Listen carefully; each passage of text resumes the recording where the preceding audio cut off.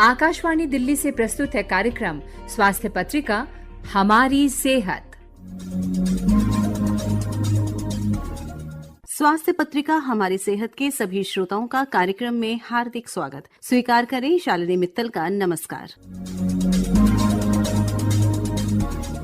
श्रोताओं, मोटापा एक गंभीर समस्या है जो बच्चों और किशोरों को भी प्रभावित करती है। बच्चे के शरीर में अधिक वसा होने से उसको कई तरह की स्वास्थ्य समस्याएं हो सकती हैं। साथ ही इसका असर बच्चे के भावात्मक और सामाजिक स्वास्थ्य पर भी पड़ सकता है। प्रस्तुत है परिचर्चा बच्चों में मोटापे की समस्या। प्रतिभागी हैं बाल रोग विशेषज्ञ doctor Latika Bhalla, child endocrinologist doctor Parjeet Kaur और आहार विशेषज्ञ डॉक्टर आकांक्षा यादव। संचालन कर रहे हैं डॉक्टर जवाहर लाल जैन।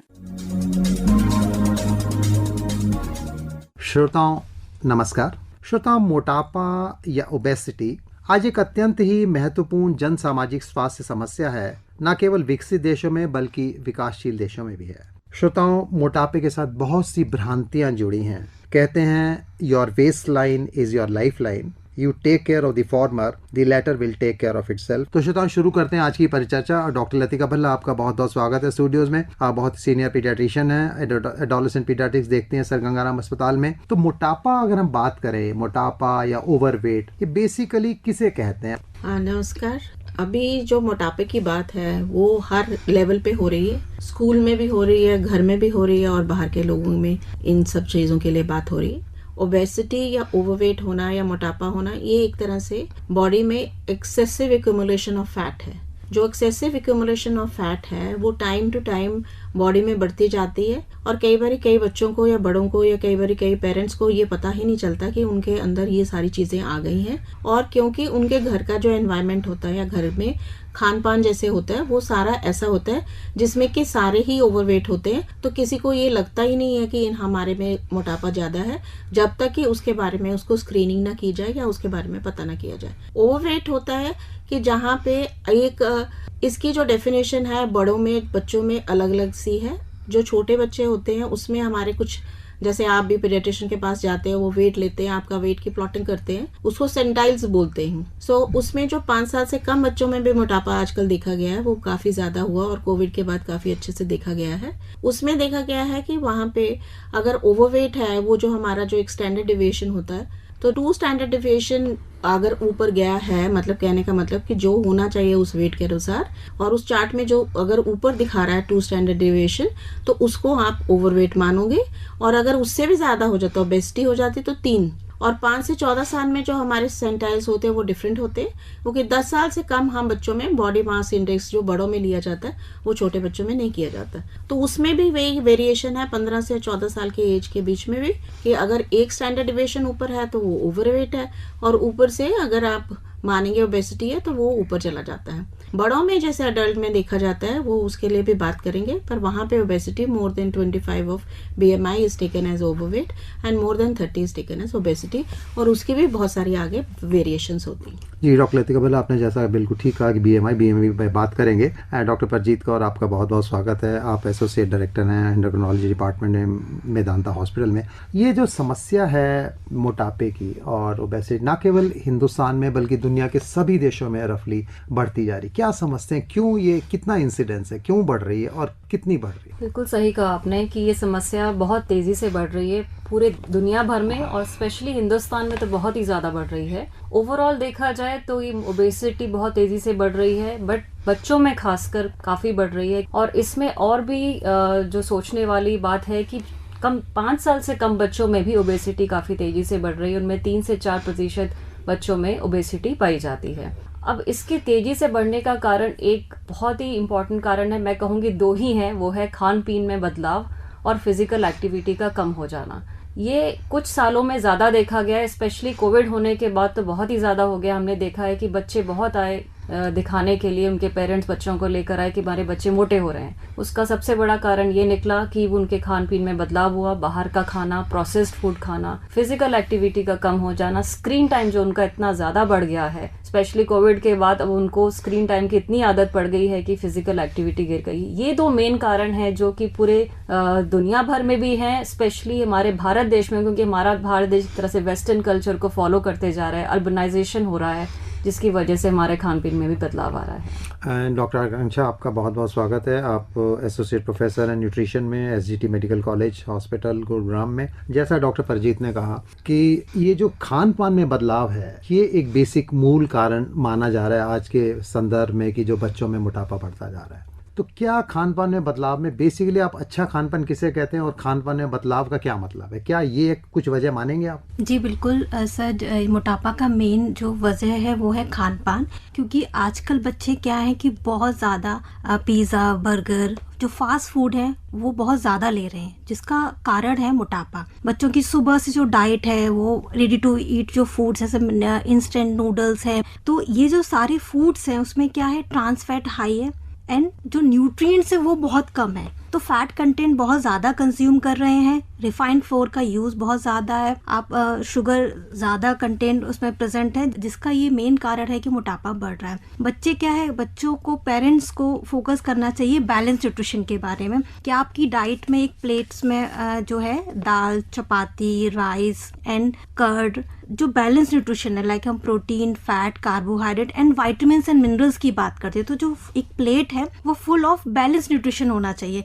जैसे बच्चे की क्लास में टॉप किया, अगर हम उसको रिवॉर्ड भी देते हैं तो बोलते हैं कि अरे आप चॉकलेट ले लीजिए, तो हमें पेरेंट्स को ध्यान रखना चाहिए कि अगर हम रिवॉर्ड की बात करें, हम उनको home made traditional food, ethnic food की तरफ उनको मोटिवेट करना चाहिए, उनको बताना चाहिए। और आजकल के बच्चे बहुत स्मार्ट हैं, उनको रीज़न देना चाहिए कि अगर आप स्टफ्ड इडली लेंगे, उसमें वेजिटेबल्स हैं, उसमें कैरोटीनॉइड्स हैं, पिगमेंट्स हैं, न्यूट्रिशनल है, जिससे कि आपकी जो ग्रोथ एंड डेवलपमेंट में हेल्प करेगी। तो हमें बैलेंस न्यूट्रिशन की बात करना चाहिए, एक न्यूट्रिएंट पे फोकस नहीं करना चाहिए, और उन्हें बोलना चाहिए कि वो कम से कम फास्ट फूड और जो आपके स्ट्रीट फूड्स हैं वो अवॉइड करें, क्योंकि उसमें हाई शुगर है, हाई ट्रांस फैट उसमें प्रेजेंट है। डॉक्टर लतिका, ये बेसिकली जो चाइल्डहुड ओबेसिटी है या एडोलेसेंट ओबेसिटी है, एडोलेसेंट ओबेसिटी के बाद डॉक्टर परजीत आपसे करेंगे, ये जो चाइल्डहुड ओबेसिटी है बेसिकली इसका क्या वजह, क्या सिर्फ एक खान पीन ही एक वजह है या कुछ साइकोलॉजिकल फैक्टर्स भी हैं, कुछ सोशल फैक्टर्स भी हैं या कुछ जेनेटिक फैक्टर्स भी हैं? किस तरह के फैक्टर्स है जिसकी वजह से आज बच्चा मोटा देखे जा रहा है?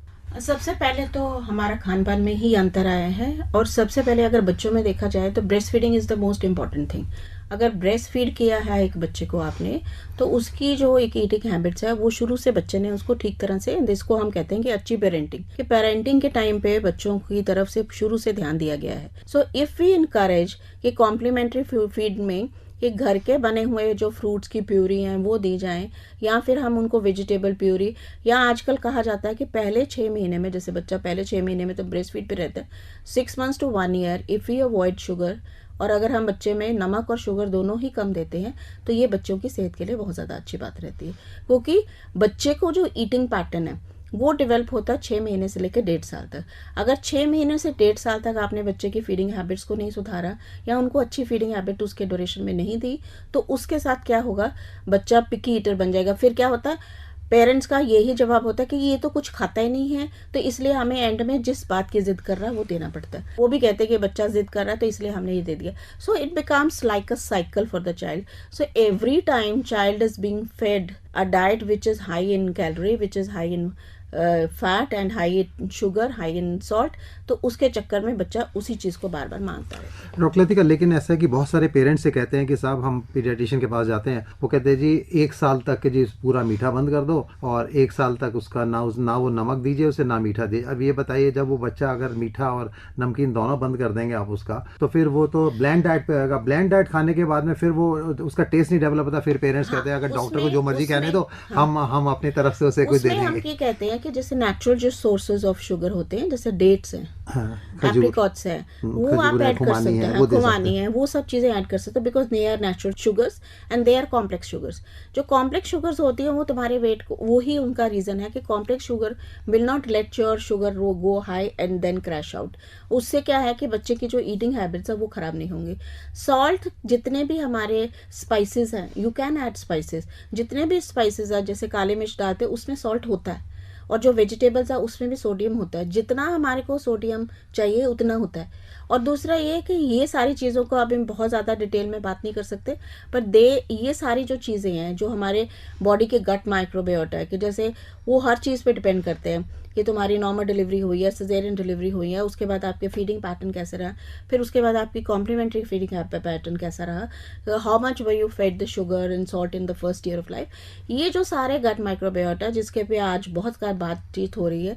डॉक्टर परजीत, ये जो युवाओं में, जैसा डॉक्टर लतिका ने कहा कि बच्चों में तो इस तरह की प्रॉब्लम आ ही रही है और डाइट भी एक बहुत बड़ा रिस्पॉन्सिबल फैक्टर है, युवाओं में क्या वजह है? क्या सीडेंट्री लाइफस्टाइल या साइको सोशल फैक्टर कोई रिस्पॉन्सिबल फैक्टर्स हैं for obesity in young adults? बिल्कुल सही कहा।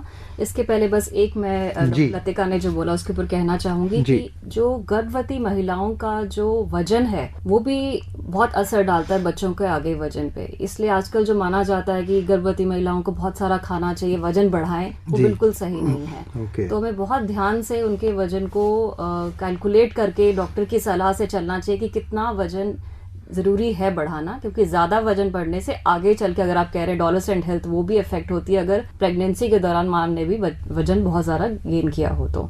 अब जहाँ तक एडोलेसेंट हेल्थ का सवाल है, बिल्कुल सही का, बहुत सारे साइकोसोशल फैक्टर्स हैं जो कि अफेक्ट कर रहे हैं और ये बच्चे ज़्यादा से ज़्यादा सिडेंट्री हो रहे हैं और उनकी फीडिंग, जो खाने की जो हैबिट्स हैं वो भी बहुत बदल चुकी हैं। इसका मेरे हिसाब से ये मानना ये है कि इसमें सिर्फ उनका ही दोष नहीं है, ये फैमिली का भी उतना ही कंट्रीब्यूशन है, इस कंट्री का, सोसाइटी का भी उतना कंट्रीब्यूशन है। अगर आप देखेंगे अगर बच्चा कोई टीवी देखने बैठता है तो साथ में जो एड्स आ जाती हैं, तो मीडिया का इन्फ्लुएंस बहुत ज़्यादा है, पीयर प्रेशर बहुत ज़्यादा है, सोशल मीडिया है, नेट है। मेरा बच्चा सोचता है कि मेरे दोस्त तो वो खा रहे हैं तो मैं क्यों नहीं खा सकता हूँ। इनफैक्ट फैमिली की बात लें, पेरेंट्स कई बार खुद नहीं रिस्ट्रिक्ट करते हैं और वो बच्चे से उम्मीद करते हैं कि आप ये नहीं खाओ, तो घर के अंदर क्या अवेलेबिलिटी है बच्चा वही खाएगा। तो अगर घर के अंदर आप जंक फूड रख रहे हैं, बिस्किट्स रख रहे हैं और नमकीन रख रहे हैं, उम्मीद करते हैं, तो वो नहीं होगा। तो ये भी एनवायरनमेंट में क्या अवेलेबल है उस पर डिपेंड करता है। दूसरा, फिजिकल एक्टिविटी यस बहुत कम हो गई है क्योंकि स्क्रीन टाइम बढ़ गया है बच्चों का आजकल, because of technology increase, there are lot of games they are playing online only, they are chatting with their friends, they are on the social media all the time.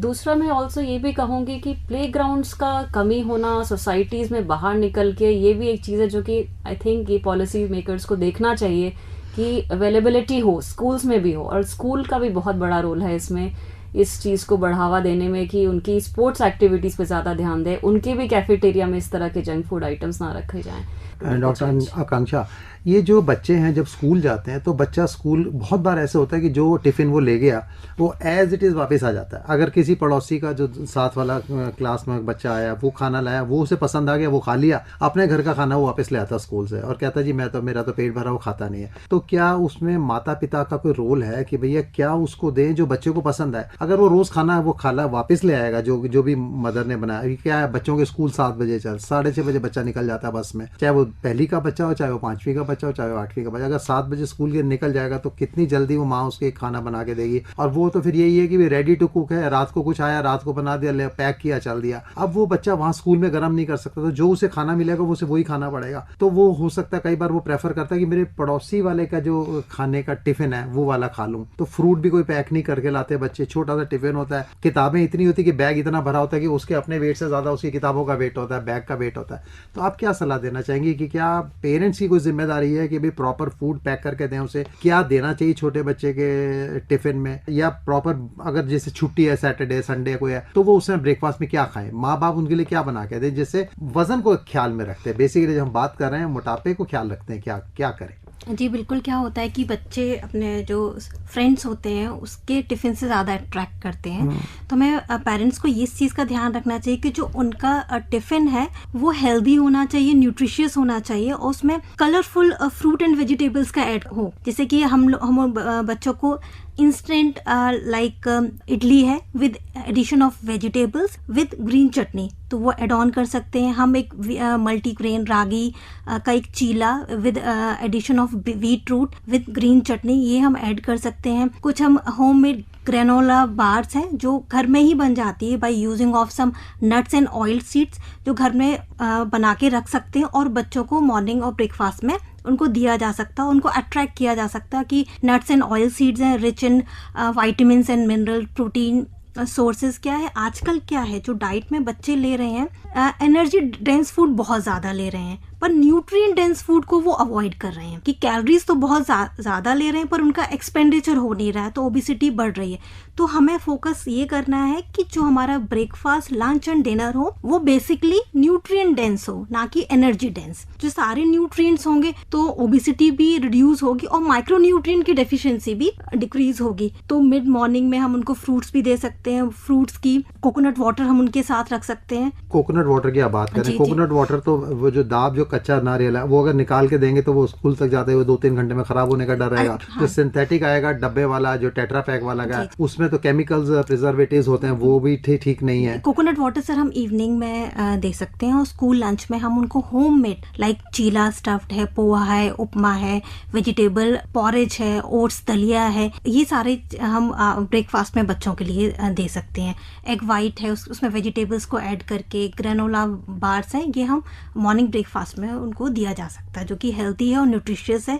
और जितने भी millets हैं, मिलेट्स का use करके बहुत सारी millets के item already market में अवेलेबल है। मिलेट्स में आप क्या कहना चाहेंगे? क्या मतलब ज्वार है, बाजरा है, रागी, इसके आप मिलेट्स में कहेंगे? जैसे मिलेट्स में सर हम कह सकते हैं रागी है, बाजरा है और फॉक्सटेल मिलेट है और कोडो मिलेट है। ये सारे मिलेट्स हैं जिसका यूज़ हम इडली बनाने में, डोसा बनाने में, इवन हम इसकी जो रैप है वो भी बन जाता है। तो ये सारे इसमें हम यूज़ कर सकते हैं क्योंकि रागी में कैल्शियम कंटेंट बहुत ज़्यादा है, तो बच्चों में कैल्शियम डेफिशिएंसी को भी वो प्रिवेंट करेगा। तो क्या बच्चों में इस तरह के मिलेट्स का टेस्ट डेवलप करना, तो टेस्ट कैसे डेवलप करेंगे आप उसमें? सर क्या करते हैं कि हम उसके साथ मिक्स कर देते हैं। जैसे व्हीट फ्लोर है, व्हीट फ्लोर के साथ हम रागी को मिक्स करके तो वो टेस्ट डेवलप हो जाता है। फिर हमने उसमें कट करके वेजिटेबल्स ऐड कर दिया तो वो उसको ले सकते हैं। एंड पैनकेक्स के फॉर्म में भी हम उनको दे सकते हैं। अब उसमें हम स्वीटनर के लिए हम बनाना मैश बनाना ऐड कर सकते हैं, हम डेट्स का पाउडर यूज़ कर सकते हैं, हम अंजीर का पाउडर यूज़ कर सकते हैं। तो ऐसे बच्चों को हम with addition of wheat flour and millets का एडिशन करके हम उसको ब्रेकफास्ट में दिया जा सकता है। डॉक्टर परजीत, ये जो कोरोना आया था काफ़ी हिंदुस्तान में नहीं, दुनिया के हज़ारों देशों में काफ़ी इसने तबाही मचाई थी और उसके बाद में, कोरोना के बाद में बच्चों का वेट काफ़ी बढ़ता गया। तो आप उस पर क्या कहेंगे कि क्या कोरोना ने मोटापे के ऊपर भी कुछ उसने कोई योगदान दिया है? उसमें ये है कि सबसे इम्पोर्टेंट कारण तो वही रहा कि बिकॉज ऑफ द लॉकडाउन एक तो बाहर नहीं निकल पाए बच्चे और फैमिली मेम्बर्स भी, तो फिजिकल एक्टिविटी डेफिनेटली बहुत कम हो गई। घर के अंदर भी उन्होंने कोई और तरीका नहीं ढूंढ पाए वो लोग, और बच्चों के ऑनलाइन क्लासेस भी चलते रहे, वो सुबह से लेकर दोपहर तक वो भी एक ही चेयर पे बैठना, वहीं पे बैठना। तो फिजिकल एक्टिविटी का तो बहुत बड़ा रोल है कि वो कम हो गई, जिसकी वजह से मोटापा बढ़ा। दूसरा, खाने पीने में भी काफ़ी बदलाव आया उस समय। बदलाव ये आया कि ठीक है, आउटसाइड फूड तो बंद हुआ बट घर के अंदर लोगों ने बहुत चीज़ें ट्राई करी, नए नए पकवान बना के, oily food, fried food items, ये काफ़ी सारे बढ़ गए। तो खाने पीने में बदलाव और ये दोनों ही चीज़ें रही। एज सच कोरोना की अगर हम बात करें, बीमारियों की बात करें, तो उस समय ये ज़रूर हुआ होगा कि कुछ बच्चों को, अगर किसी को कोविड हुआ या फैमिली मेम्बर्स में हुआ है, जब हुआ, अगर स्टेरॉइड्स कुछ समय तक मिले हैं तो उसका कंट्रीब्यूशन कुछ हद तक रहा है तो मोटापा बढ़ाने में। जी डॉक्टर लतिका, क्या आप समझते हैं कि युवाओं में या छोटे बच्चों में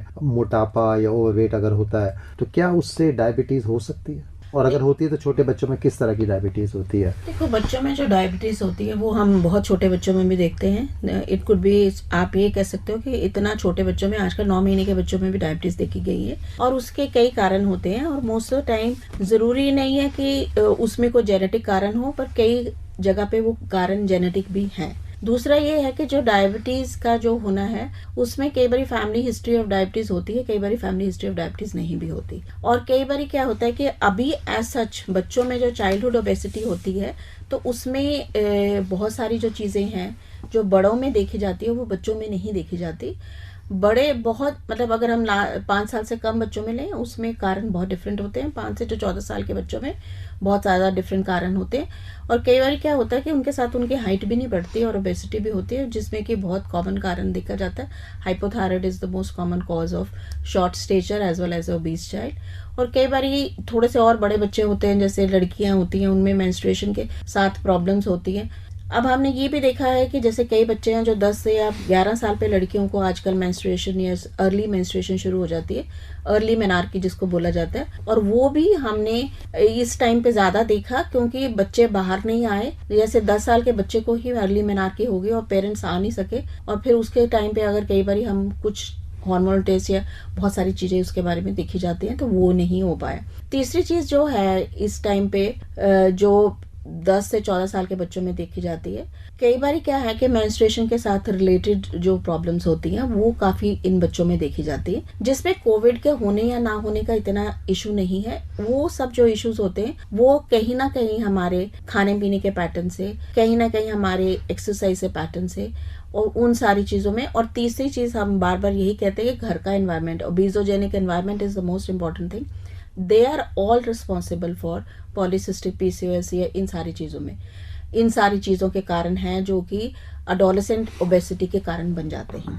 तो इन सारी चीज़ों को अगर शुरुआत से देखा जाए, इन सारी चीज़ों में हर तरह से हम कहते हैं कि जैसे बच्चों को 5 हेल्पिंग होनी चाहिए फ्रूट्स और वेजिटेबल्स की, और उसमें फ्रूट्स और वेजिटेबल की कितनी हेल्पिंग है। प्रोटीन की इंटेक बहुत ज़्यादा इंपॉर्टेंट है क्योंकि अगर बच्चे प्रोटीन कम लेते हैं तो उनको क्रेविंग ज़्यादा होती है, तो वो and then the type of carbohydrate which you are taking that is very important. Complex, जहाँ पे मैडम ने बताया कि role of millet is very important because they are very all sources of complex carbohydrate. Along with that, there is a role of multiple vitamins and fiber, which is provided by the vegetable as well as fiber. And then last जो है कि zero should be the screen time for the children who are less than 2 years. 2 साल से कम बच्चों के लिए screen time 0 होना चाहिए, which is not there. आजकल बच्चों को एक मोबाइल दिखा के ही खाना खिलाया जाता है या गाना सुना के ही खाना खिलाया जाता है, तो ये सारी चीज़ें भी बंद होनी चाहिए। आजकल one thing which is very important, children are looking forward to sports person. बहुत ज़्यादा स्पोर्ट्स में इंडिया ने नाम कमाया है, जितने भी पीछे सारे ओलंपिक या दूसरे जो एशियन गेम्स हुए हैं तो उनके साथ बच्चों को थोड़ा मोटिवेशन हुई है। So we should use them. Parents सबसे पहले रोल मॉडल होते हैं, और दूसरा role model we should use them as the sports person. इस बात पर क्या कहेंगे कि जो पेरेंट्स हैं वो अपने काम पे चले जाते हैं, बच्चे को वो कहते हैं खाना ही नहीं खाता अगर मोबाइल ना दें उसे, तो मोबाइल से उसको गेम सिखाते हैं, मोबाइल से वो इतना पहली हो जाता है इतना कि he is very happy with mobile. Mobile देखता है, गेम खुद ही खेल लेता है। हमारे ज़माने में तो उस समय कोई ऐसा मोबाइल का सीन ही नहीं था, लेकिन आजकल जो है 2 साल का बच्चा भी गेम्स अच्छी तरह खेलता है और वो गेम खेलता रहता है और खाता रहता है और चिप्स खाता रहता है। तो इसमें दोष बच्चे का है या पेरेंट्स का है? वही बात है ना, this is what we are talking about the good parenting, कि जो गुड पेरेंटिंग में उससे बच्चे की जो आदतें हैं वो शुरू से ही बन जाती हैं। अब जैसे 6 महीने का बच्चा है, 6 महीने के बाद जब खाने के लिए आपने आदत डालनी शुरू करी, तो अगर उसी टाइम आपने उसको टीवी दिखा के या उसको गाना सुना के या फिर मोबाइल फोन दिखा के अगर आपने खाना खाने की आदत डाली, तो जैसे जैसे बच्चा बड़ा हो जाएगा वो सब चीज़ें उसके लिए नॉर्मल रहेंगी, क्योंकि उस टाइम पे बच्चा समझ सकता है, बोल नहीं सकता, एक्सप्रेस नहीं कर सकता। तो अगर उस टाइम पे आपने उसकी आदतें उसकी तरफ ढाल दी तो वो उसके साथ ही रहेगा। अगर उस टाइम पे हम कहते हैं कि जैसे बच्चे रात को सोते हैं, अगर आप उस टाइम पे धीरे धीरे जैसे 9-10 महीने का बच्चा होता है उसके लिए स्टोरी रीडिंग करते हैं, उसके लिए कुछ बुक्स पढ़ते हो, तो बच्चे की कुछ एंजाइटी या बच्चे को लगता है कि मेरे बाप बाप मेरे साथ टाइम व्यतीत कर रहे हैं, चाहे वो उस टाइम पे उसको महसूस कर सकता, बता नहीं सकता, पर ये सारी चीज़ें हमारे लिए बहुत अच्छी हैं। वो ही बात है कि ईटिंग हैबिट्स या स्लीपिंग हैबिट्स या उसके कहने का मतलब है behaviour towards society, behaviour towards children, कि behaviour towards older people, older generation at home, वो सब चीज़ें पेरेंट्स अगर उनको अच्छी तरह से शुरू से ही सिखाते हैं तो तभी आदत चेंज हो सकती है। अगर वो सोचे कि 2 साल तक हमने बच्चे की आदत डाल दी है और अब वो आदत चेंज हो जाएगी, तो ये सारी बहुत ज़्यादा मुश्किल होता है। तो फिर उसके टाइम पे क्या होता है कि बच्चे को समझ आ जाती है कि मुझे कैसे टेम्पर टेंट्रम्स करने, तो वो लेट जाएगा। आप देखोगे कि उसको नहीं चाहिए तो लाइक कि बच्चे कहते हैं, पेरेंट्स कहते हैं कि ये बच्चा तो लेट जाता है, मैं अगर कोई चीज़ के लिए मना करता हूँ तो उसको मैं कैसे डील करूँ। तो कहने का मतलब है कि डील करने के लिए आजकल we have people, psychologist, everything is available, पर कहने का मतलब है उसमें बच्चों को भी आगे, बच्चों को ठीक करने के लिए पेरेंट्स को आगे बढ़ना होगा। अपने घर का एनवायरनमेंट भी ठीक करना पड़ेगा और अपने आप को भी थोड़ा बच्चों की सेहत के लिए और फर्दर उनके डिसिप्लिन को इम्प्रूव करने के लिए शुरू से ही इन चीज़ों को। डॉक्टर परजीत, ये जो खासतौर से कहा जाता है कि शायद बच्चों में आजकल ज़्यादा हार्मोनल डिस्टर्बेंसेस या हार्मोनल कॉजेज़ भी ज़्यादा देखे जाते हैं, हैं, शायद उसकी वजह से बच्चों में और युवाओं में मोटापा बढ़ता है। आप उस पर क्या कहेंगे? आप एंडोक्रिनोलॉजिस्ट हैं, तो इन बेसिकली आपका फील्ड है, उस पर क्या कहेंगी? जहाँ तक हार्मोनल कॉजेज़ का सवाल है, मैं ये कहना चाहूँगी बहुत रेयर हैं ये हार्मोनल कॉजेज़ जो कि मोटापा करते हैं। उसमें से कुछ हैं जैसे कि थायराइड प्रॉब्लम, थायराइड मतलब कि हाइपोथायराइडिज्म, जिसमें कि थायराइड हार्मोन लेवल जब शरीर में कम हो जाते हैं तो ऐसी स्थिति में बच्चा वेट गेन करता है। बट उसके साथ साथ ये देखा जाता है कि बच्चे की हाइट भी रुकती है। तो वेट गेन होता है, हाइट रुकती है, बच्चा थोड़ा सा स्लो हो जाता है, सुस्त हो जाता है, क्लास में स्लो हो जाता है। ये थोड़े लक्षण है जो कि हाइपोथायराइडिज्म के हैं।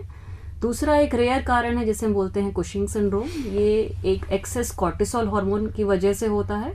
इसमें भी क्या होता है, बच्चे को मोटापा होता है, स्पेशली पेट पे फैट ज़्यादा होता है, गालों में फैट ज़्यादा जम जाता है। इसके साथ साथ भी हाइट बच्चे की रुकती है। तीसरा एक कारण है कि इसमें रेयरली हाइपोथैलेमस एक हमारा ब्रेन में एक सेंटर है जो कि इसमें हमारा भूख का कंट्रोल सेंटर होता है एक्चुअली।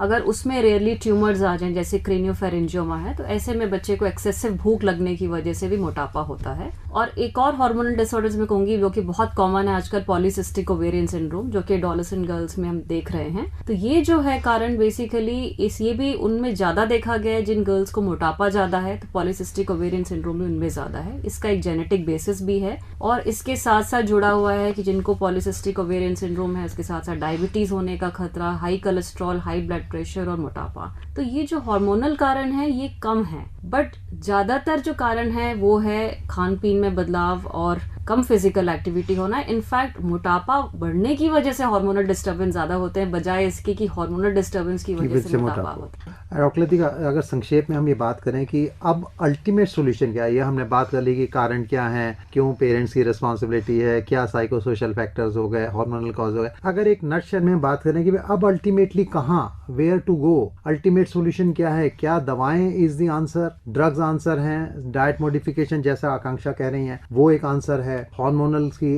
इन्वेस्टिगेशन करना वो एक आंसर है, क्या कोई मेडिकल ट्रीटमेंट भी है? आप बच्चों को कोई दवाएं देना पसंद करेंगी या सिर्फ डाइट से ही उसकी ओबेसिटी कंट्रोल करना चाहेंगी? लाइफस्टाइल मॉडिफिकेशन बोलते हैं हम उनको, कि हमें अपना जो लाइफस्टाइल मॉडिफिकेशन है that is the most important thing. जो ड्रग्स हैं या बहुत सारी जो चीजें हैं, बाकी जो सारी और मोडेलिटीज हैं, वो सारी मोडेलिटीज उसमें यूज की जाती हैं जिसको आप सिवियर ओबेसिटी कहते हैं। सिवियर ओबेसिटी में जैसे बच्चा 14 साल से ऊपर हो जाता है, जब हम कहते हैं कि बच्चे की स्केलेटल ग्रोथ पूरी हो गई है। सिवियर ओबेसिटी में अगर बच्चा जाता है which has a you can say going up to the BMI more than 45, उस कंडीशन में कई बच्चों को आजकल बेरियाट्रिक सर्जरी के लिए भी लिया जाता है, क्योंकि उनका अगर देखा जाए तो उनको ऑलरेडी इतनी बीमारियां हो चुकी होती कि उनका लाइफ स्पैन बहुत ज्यादा कम हो जाता होता है।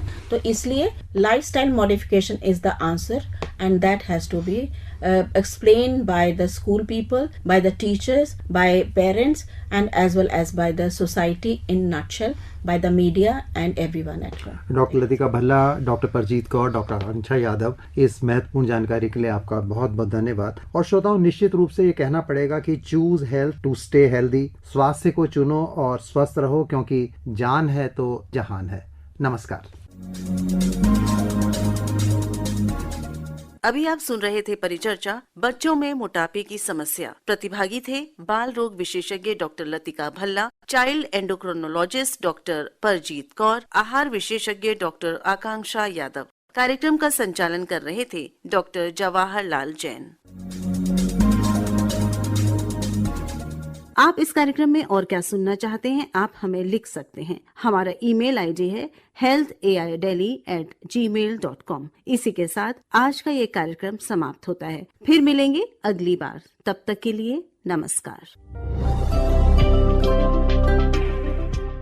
अभी आप आकाशवाणी दिल्ली से सुन रहे थे कार्यक्रम स्वास्थ्य पत्रिका हमारी सेहत। कार्यक्रम की प्रस्तुतकर्ता थी शालिनी मित्तल।